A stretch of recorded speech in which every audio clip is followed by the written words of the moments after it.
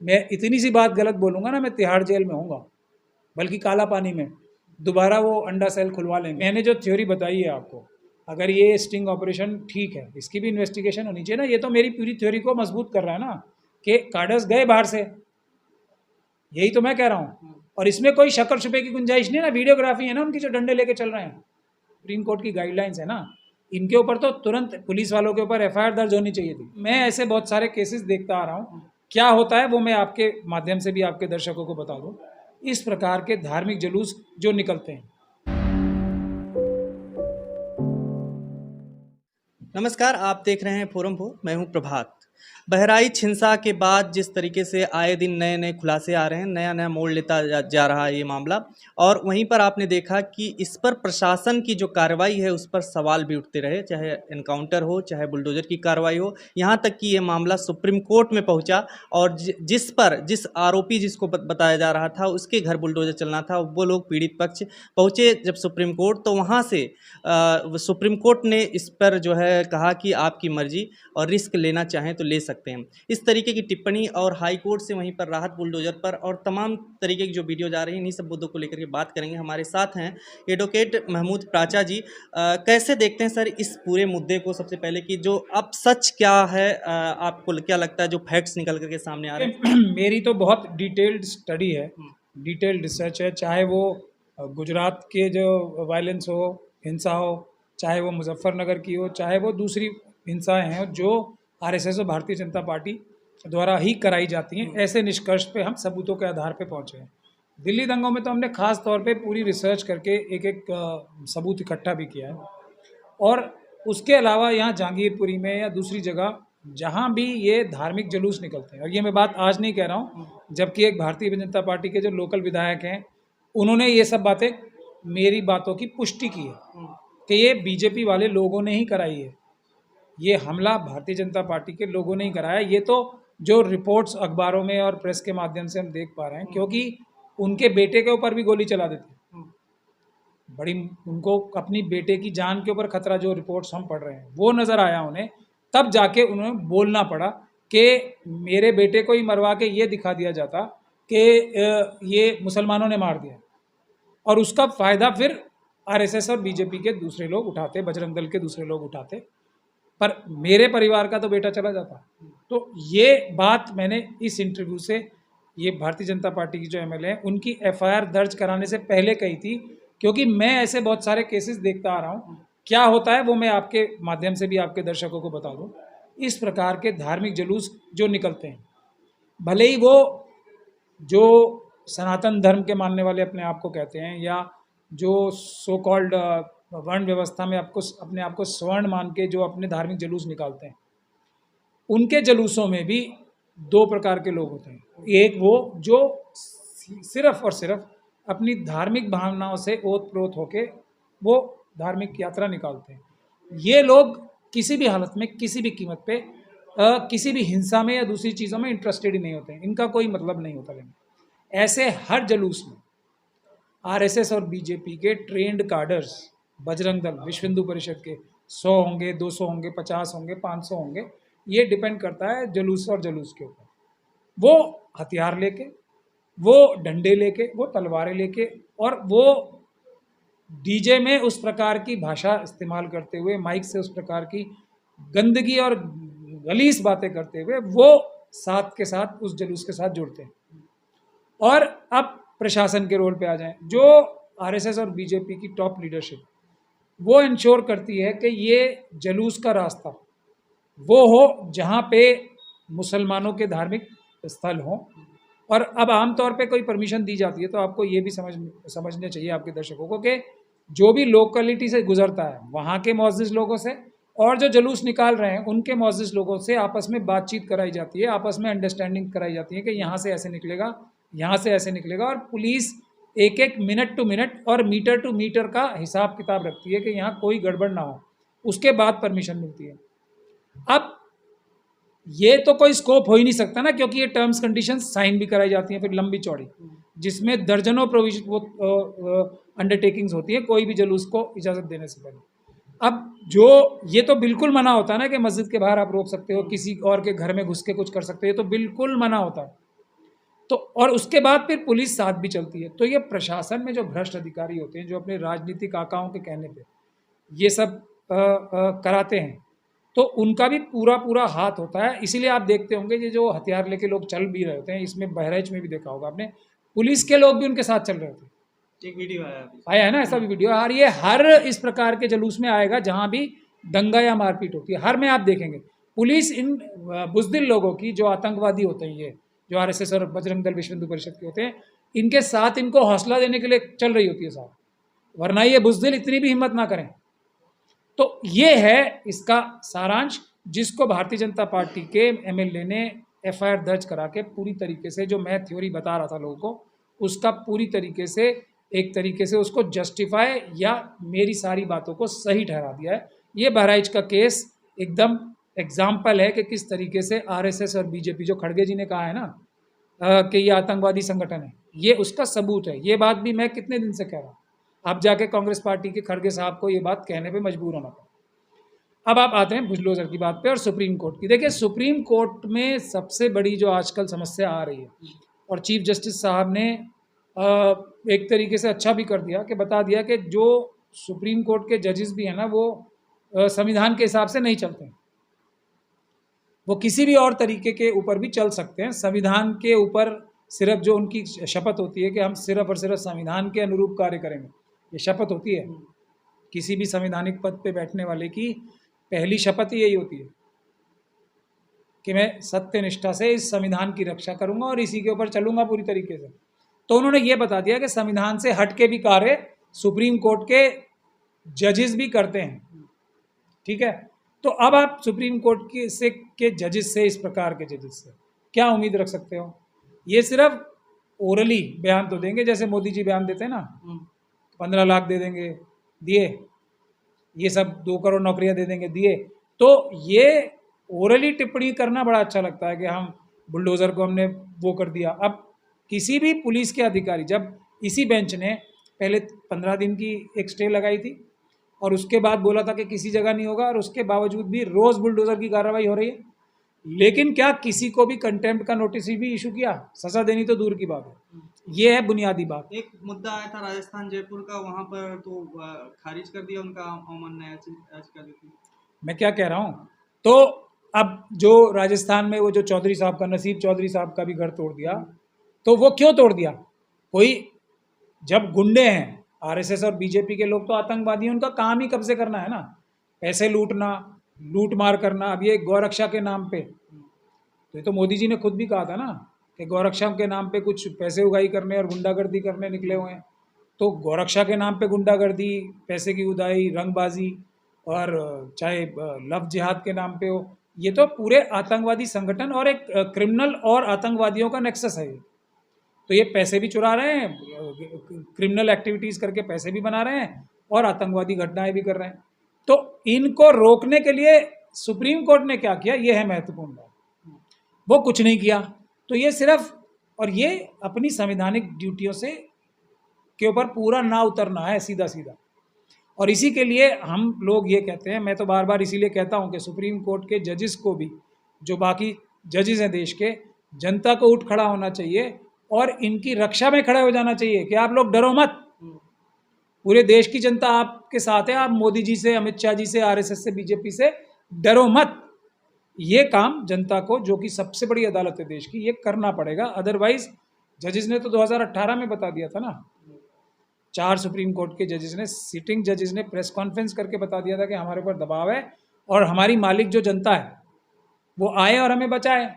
तो मेरे ख्याल से अब समय आ गया है कि हमें भारत देश की जनता को, ख़ास तौर पे अम्बेडकरवादियों को, बड़े बड़े एक तरीके से समर्थन में जुलूस निकालने चाहिए, सुप्रीम कोर्ट के समर्थन में या हाई कोर्ट के समर्थन में या जुडिशरी के समर्थन में, कि जजेस पे से दबाव हटाया जाए और हम जजेस के साथ खड़े हैं। आप जो मोदी जी से मत डरो, आप आरएसएस से मत डरो, आप संविधान के हिसाब से काम करो, जब भी कुछ होगा। अदरवाइज इस वक्त जुडिशरी जो है अपनी जो रेपुटेशन थी बहुत मजबूत जुडिशरी की भारत की, उसके सबसे निचले स्तर पे है पिछले 70 सालों।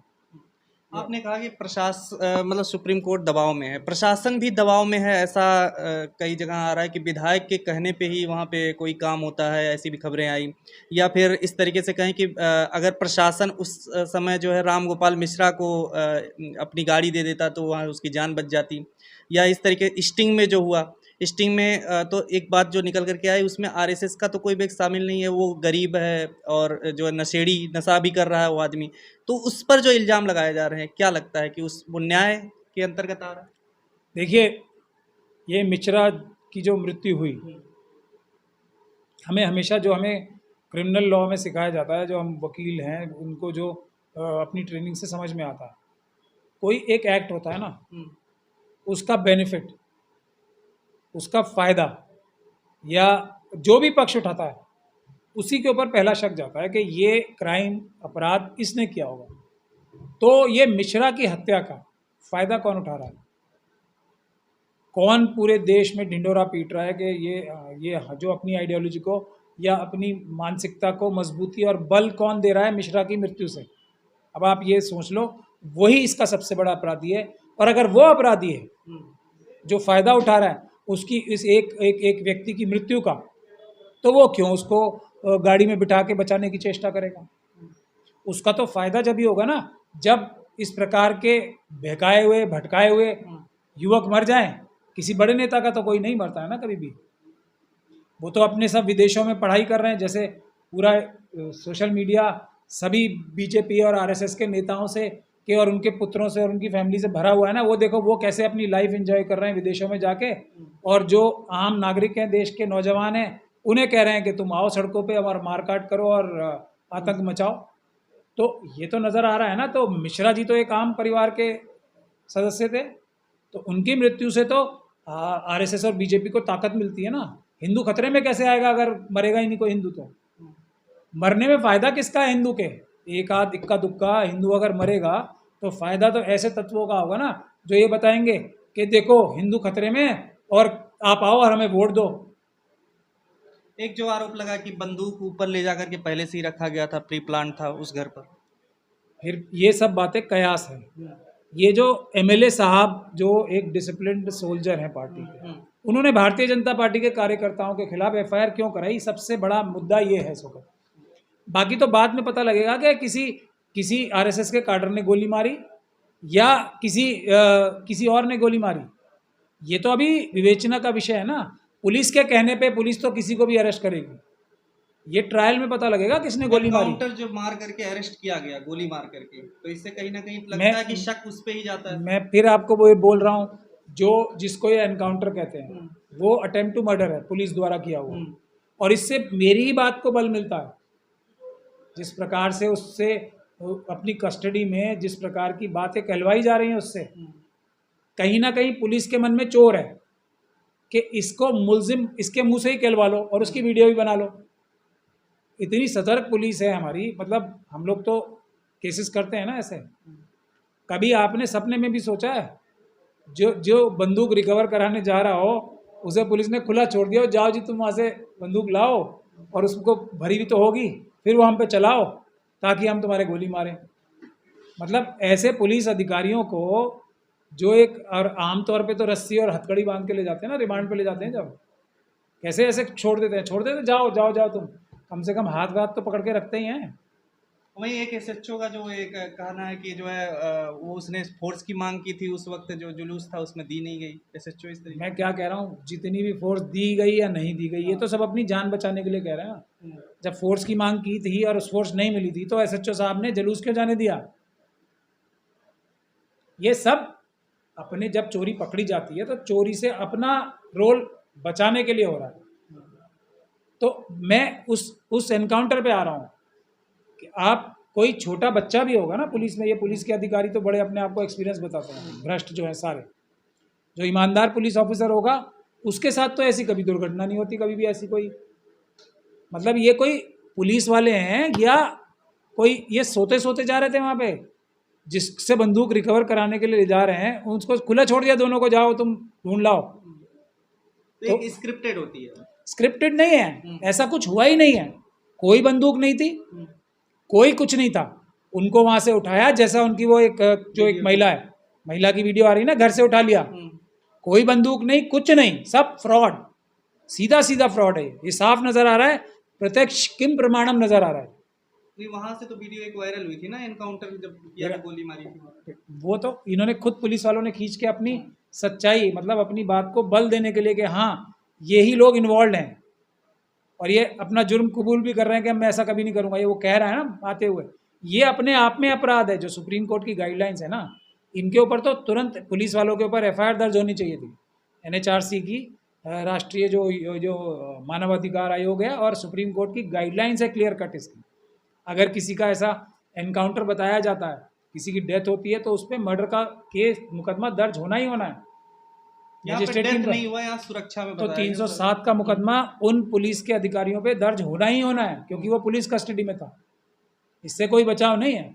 और जो वीडियो जो एक और निकल करके सामने आई, जिसमें भास्कर ने स्टिंग किया है, उसके बारे में क्या कहेंगे? वो आरएसएस का तो दिखता नहीं, वो एक आम आदमी दिख रहा है उसमें। देखिए, मैंने वो स्टिंग देखा नहीं है, अगर आप मुझे कुछ बताएंगे तो मैं उस बारे में कमेंट कर सकता हूँ। जो स्टिंग में वो कबूल कर रहा है कि 2 घंटे का अगर समय दे दिया जाता तो हम और भी मतलब पूरा महाराजगंज जला देते। नहीं, वो तो देखिए, ये तो स्टिंग की भी, मैं तो खुद उससे बड़ी बात कह रहा हूँ। मैंने जो थ्योरी बताई है आपको, अगर ये स्टिंग ऑपरेशन ठीक है, इसकी भी इन्वेस्टिगेशन होनी चाहिए ना। ये तो मेरी पूरी थ्योरी को मजबूत कर रहा है ना, कि कार्डर्स गए बाहर से, यही तो मैं कह रहा हूँ। और इसमें कोई शक्कर छुपे की गुंजाइश नहीं है ना, वीडियोग्राफी है ना उनकी, जो डंडे लेके चल रहे हैं। और यहाँ पे हमारे पास दिल्ली के कितने जलूसों की वीडियोग्राफी है, वही एक ही तरह का स्लोगन, यहाँ तक के स्लोगन की जो लय और ताल होती है ना, वो भी एक ही तरह की होती है, उससे पहचाने जाते हैं आरएसएस के कार्डर्स। एक और नया मुद्दा इस समय छाया हुआ है कि बहराइच में जो मदरसे हैं 490, उनको विदेशी फंडिंग होती है और उन मदरसों की जांच शुरू करेगी, एटीएस शुरू कर चुकी है। इन सब मुद्दों को लेकर के उससे लिंक किया जा रहा है क्या? देखिए, जिस दिन कोई ईमानदार गवर्नमेंट आएगी, आरएसएस के 1 लाख से ज़्यादा संगठन हैं, ये सब के सब पता नहीं किन किन स्रोतों से पैसे ला रहे हैं। आप किसी भी आरएसएस के कार्यकर्ता को देख लीजिए जो भ्रष्ट है, भ्रष्ट आरएसएस के कार्यकर्ताओं को आप देख लीजिए। 10 साल पहले उसकी क्या हाल थी, टूटे फूटे स्कूटर में चल रहा था, आज बीएमडब्ल्यू और मर्सिडीज़ में घूम रहा है, एक छोटी सी झोपड़ी भी नहीं थी, और आज बड़े बड़े बंगले लेके घूम रहा है। ये पिछले 10 सालों में जो चमत्कार हुआ है ना, ये सबसे बड़ा एग्जाम्पल है आरएसएस और बीजेपी का, कि ये एक ही काम कर रहे हैं, इस देश को दोनों हाथों से लूट रहे हैं और देश में नफरत का माहौल बना रहे हैं। इससे चाइना और पाकिस्तान को फ़ायदा पहुंचा रहे हैं, क्योंकि ये दोनों चाइना और पाकिस्तान के साथ मिलकर हमारे देश को तोड़ना चाहते हैं। एक अंतिम सवाल ये है कि उत्तराखंड हो, अभी जिस तरीके से मस्जिद की बात आ रही है कि वहाँ पर विरोध प्रदर्शन और तमाम तरीके की बवाल, वही हिमाचल में आपने देखा, उसके पहले अब इस तरीके की जो माहौल है ये आसपास, चाहे बहराइच हो या हिंदू मुस्लिम, हर जगह हो रहा है आज के समय में। कैसे ये नियंत्रण हो सकता है या कैसे ये ख़त्म हो सकता है, और ये क्यों हो रहा है? सरकार की क्या कोई मंशा है इसके पीछे? देखिए, आपके जो पूछ पे इससे पहले वाला सवाल था ना, तो मदरसों का नंबर तो बहुत बाद में आएगा। भारत के अंदर अगर कोई भी किसी को पैसे देना चाहेगा तो किसको देना चाहेगा, आप ये बताओ। कोई विदेशी है तो वो पहले ये ढूंढेगा ना सरकार में किसकी चल रही है। आरएसएस और बीजेपी वालों को ही तो पैसा देगा, कि जिनके पीछे सब लगे हुए हैं डंडे लेके, मदरसों को पैसा देगा कोई? खुद अपने भी जान खतरे में डालेगा और यहाँ की भी जान खतरे में डालेगा। तो कोई मदरसों में पैसे नहीं देगा बाहर से, पहली बात तो ये समझ लीजिए। आरएसएस और बीजेपी को सब देना चाहेंगे, क्योंकि जो भी बिजनेसमैन होंगे बाहर या जो भी होंगे, वो कहेंगे भाई मुझे कोई अपना गलत सलत काम कराना है, बिजनेस में कोई कॉन्ट्रैक्ट लेना है, ये लेना है, तो मैं आरएसएस वालों से सेटिंग करूँ। ये तो हो गई लॉजिक की बात। अब ये रुकेगा कैसे, ये सबसे महत्वपूर्ण सवाल है। जब तक हमारे देश में या तो जेनविन जो अम्बेडकरवादी हैं उनका राज नहीं आएगा, तब तक तो ये रुकने वाला है नहीं। जो उसका स्टॉप गैप अरेंजमेंट है वो ये है कि देश की जनता जो है, SC ST OBC और माइनॉरिटीज़ के लोग जो हैं, जो इस देश की 90% जनता है, उसको जो भी ये ऑपोजिशन की पार्टीज़ हैं, इंडिया गठबंधन की हो या दूसरी भारतीय जनता पार्टी और आरएसएस के खिलाफ जो पार्टियां हैं, उनके ऊपर दबाव बनाना शुरू करना पड़ेगा कि आप जिम्मेदार हो। जैसे राहुल गांधी जी जो हैं और विपक्ष के नेता हैं, विपक्ष के नेता का मतलब पता है देश की जनता को क्या है?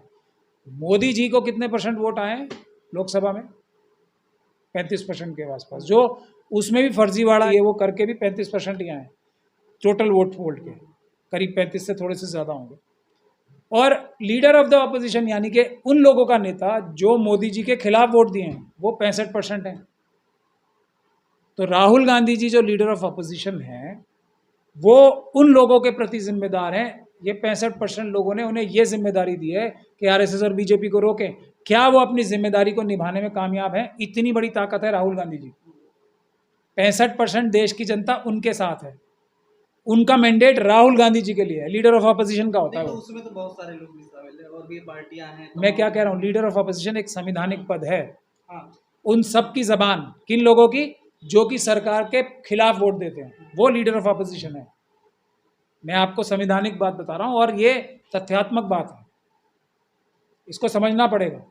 एक पद है वो, खास तौर पे प्राइम मिनिस्टर के सामने पद होता है, सामने बैठते हैं ना आमने सामने, उसकी एक वजह है कि वो और ये बाकी लोग उनकी स्पोक्स पर्सन है। बाकी तो राहुल गांधी जी भी देश की जनता के नौकर हैं, मोदी जी भी देश की जनता के नौकर हैं। क्या अब हम तो मोदी जी को बताते हैं कि उनका काम तो चोरी डकैती लूट करके अडानी अंबानी को भर देना है और यूसुफ लुलू को, उनका तो काम ही है। ये जो पुलिस के तौर पे राहुल गांधी जी को बनाया गया, क्या वो अपनी जिम्मेदारी निभा पा रहे हैं या नहीं निभा पा रहे हैं? और इसके लिए कोई बहानेबाजी मेरे ख्याल से एक वक्त से ज़्यादा नहीं चल सकती।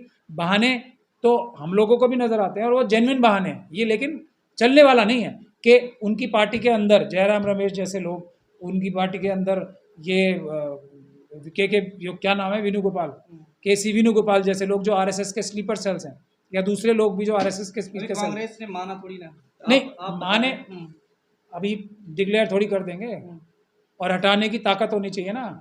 RSS 100 रेड्स और करा देगी राहुल गांधी पे अगर इन लोगों को छेड़ा तो मैं फिर भी राहुल गांधी की हिम्मत को दाद देता हूँ कि लेकिन राहुल गांधी जी के पास ये कोई एक्सप्लेनेशन नहीं है। उनके ऊपर पूरे देश की जिम्मेदारी है। प्रधानमंत्री जी जो छल कपट से प्रधानमंत्री जी बन गए, उनको रोकने की जिम्मेदारी देश की जनता राहुल गांधी जी पे लगाई है।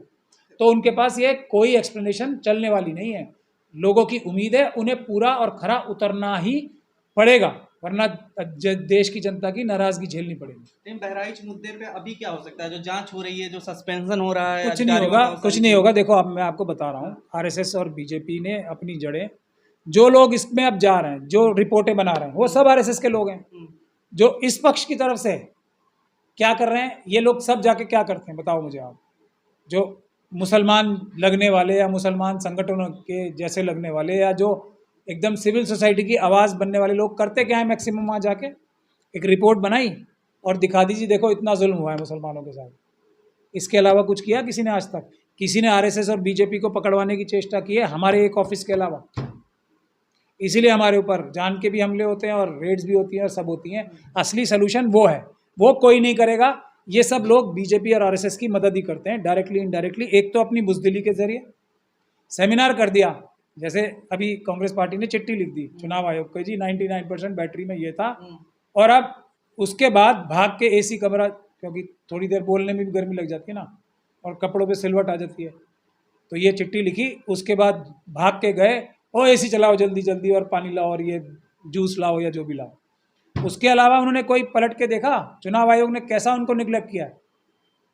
यही काम ये जो रिपोर्ट्स बनाने वाले हैं, बहराइच की भी रिपोर्ट चुटकियों में बना दी, हिमाचल की रिपोर्ट चुटकियों में बना दी, मुजफ्फरनगर की रिपोर्ट चुटकियों में बता दी। लेकिन हुआ क्या?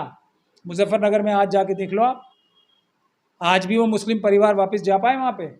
हिमाचल में इन रिपोर्टों की वजह से, खास तौर पे मैं बोल रहा हूँ, मस्जिद खुद तोड़नी पड़ी वहाँ के लोगों को, क्योंकि इन्होंने तो दिखा दिया ना, पूरे देश को दिखा दिया, और ख़ास तौर पे जो वीकर सेक्शंस हैं हमारे, उनको दिखा दिया कि जो तुम्हारी तरफ खड़े लोग हैं ना, उनकी हैसियत और औकात इतनी है कि एक रिपोर्ट करेंगे और बढ़िया सी प्रेस कॉन्फ्रेंस करेंगे और अपनी ताली बजवाएंगे कि देखो ये रिपोर्ट बनाई है, लेकिन उसका फ़ायदा तुम्हें कुछ नहीं होगा। और RSS और बीजेपी को ये मैसेज जाएगा कि इस रिपोर्ट के अलावा से ज़्यादा कुछ ये लोग करने वाले नहीं हैं, इनको और मारो।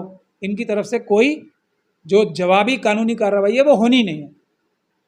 ये अब बताओ आप, ये लोग ज़्यादा जिम्मेदार हैं या नहीं है? जो अपने आप को विपक्ष, अरे चुप जाके बैठ जाओ, लोग अपने आप देख लेंगे अपनी प्रॉब्लम्स को, वो ज़्यादा बेटर है। ये लोग जाके पहले तो नेता बन जाते हैं वहाँ, और इसमें हमारी सारी बड़ी बड़ी तंजीमें, जमात इस्लामी हो गई, चाहे ये हमारी जो, मैं तो मुसलमानों की बता दूं पहले आपको, अरशद मदनी, महमूद मदनी, जमीयत उलमा हिंद, ये पर्सनल लॉ बोर्ड, सब इसी कैटेगरी में है। और रिपोर्टें बना बना के ये लोग ला रहे हैं, ये जमात इस्लामी वाले ला रहे हैं बाहर से पैसे, इनके ऊपर कभी ईडी की रेड नहीं होगी, ये मैं लिख के दे रहा हूँ। महमूद मदनी, अरशद मदनी रोज़ पैसे ला रहे हैं बाहर से चुरा चुरा के खूब, ये रिपोर्टें दिखा दिखा के, इनके ऊपर कभी ईडी की रेड नहीं होगी। पर्सनल लॉ बोर्ड वाले इतने सारे मेंबर्स जो हैं वो सब बाहर से पैसे ला रहे हैं, ये बेचारे मदरसे वाले थोड़ी ला रहे हैं छोटे छोटे। आप ये जो सब बोल रहे हैं ये इसके फैक्ट हैं आपके पास कुछ? मैं कोई भी बात आज तक ऐसी हुई है, आप मेरा रिसर्च तो करके आई होगी मेरे बारे में, जो बगैर तथ्यों के बोलता हूँ मैं, एक बात एक सेंटेंस नहीं बोलता हूँ। वरना मेरे पीछे तो ये सब लोग जो आरएसएस के जो एजेंट्स हैं, जिनके मैं नाम लेता हूँ, ये और आरएसएस खुद सबसे ज़्यादा तो मेरे ही पीछे पड़े हुए हैं। मैं इतनी सी बात गलत बोलूँगा ना, मैं तिहाड़ जेल में होऊंगा, बल्कि काला पानी में, दोबारा वो अंडा सेल खुलवा लेंगे मेरे लिए। मगर मैं सभी बातें तथ्यात्मक बोलता हूँ, इसीलिए किसी की हिम्मत नहीं होती मेरी बात काटने की भी। जो मैं बोल रहा हूँ, जब इनकी हिम्मत है ना कोई कार्रवाई करे मेरे खिलाफ, मैं सबूत दे दूंगा। मैं तो ये ऑर्गेनाइजेशंस जो है ना हमारी मुस्लिम्स की, जिसके बारे में बोलता हूँ ये आरएसएस के एजेंट हैं, इनके जो बुज़ुर्ग थे और जो पहले वाले लोग थे, उन्होंने इतने अच्छे अच्छे काम किए हैं, उन्हीं के नाम तो बेच रहे हैं ये। तो मैं संस्थाओं को डिस्ट्रॉय नहीं करना चाहता, इसलिए मैं पूरे सबूत जनता के सामने नहीं रख रहा हूँ। वरना अमित शाह जी प्रोटेक्ट कर रहे हैं इनको, सबके सब जेल जाएंगे। अमित शाह जी का बर्दाश्त ना हो उनके, और ये इसका डोभाल साहब का ना हो, इतने कारनामे कर रहे हैं। और वो अमित शाह जी का तो तरीका है, पहले चोर से कहें चोरी कर, और शाह से कहें तेरा घर लुट रहा है, जिनसे चोरी करवाते हैं कि जाओ कर लो, मैं ईडी को बोल दूंगा, और फिर ईडी को पीछे लगा देते हैं। तो बंद ये भी सब होंगे, लेकिन उसका टाइम अमित शाह जी तय करेंगे, बचेगा इनमें से एक कोई नहीं। बहुत बहुत शुक्रिया सर, आपने बहुत अच्छे से जवाब दिया। आप भी इनकी इन बातों से कितना इत्तेफाक रखते हैं जरूर कमेंट करके बताइएगा। देखते रहिए फोरम 4। नमस्कार। खबरों में बने रहने के लिए फोरम 4 को सब्सक्राइब करें और नोटिफिकेशन पाने के लिए बेल आइकन दबाएं।